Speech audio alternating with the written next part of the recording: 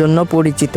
আর এই দুজন ফিরলে আক্রমণ এবং ডিফেন্স দুটো দিকেই বাড়তি শক্তি থাকবে ব্রাজিলের। লেফট ব্যাক পজিশনে সম্ভবত আমরা দেখতে পাবো ডগলাস সান্তোস এবং কায়ো হেনরিককে। তারা দুজনেই খুব ধারাবাহিকভাবে পারফরমেন্স দেখাচ্ছেন। সেন্টার ব্যাক পজিশনে ব্রাজিল আসলেই ভরপুর। এবারও দেখা যেতে পারে এডার মিলিতাও, গ্যাব্রিয়েল মাগালেস, মার্কুইনহোস এবং ব্রেমারকে। মিলিতাও ইনজুরি কাটিয়ে দলে ফিরেছেন, আর মার্কুইনহোস জুটিটা প্রায় ব্রাজিলের ডিফেন্সের মেরুদণ্ড হয়ে গেছে। আর ব্রেমার থাকলে স্কোয়াডের থাকবে একটা বাড়তি স্থিতিশীলতা। এবার আসি মিডফিল্ডে। প্রথমেই বলা যায় জোয়েলিংটন ইনজুরি থেকে ফিরেছেন এবং এবার তার নাম নিশ্চিতভাবেই বিবেচনায় থাকবে। তার সঙ্গে ক্যাসিমিরো, যিনি মাঠে একাই ডিফেন্সকে সুরক্ষিত রাখতে পারেন। ব্রুনো গিমারেস, যিনি নিউক্যাসলের হয়ে অসাধারণ খেলছেন, তাকেও নিশ্চিতভাবেই দলে রাখা হবে। এরপর আছে লুকাস পাকুয়েতা, যিনি মাঠে সৃজনশীলতার নাম। এছাড়াও দলের সুযোগ পেতে পারেন আন্দ্রে সান্তোস, আন্দ্রেস পেরেইরা এবং জিয়ান লুকাস। অর্থাৎ ব্রাজিলের মিডফিল্ড হতে যাচ্ছে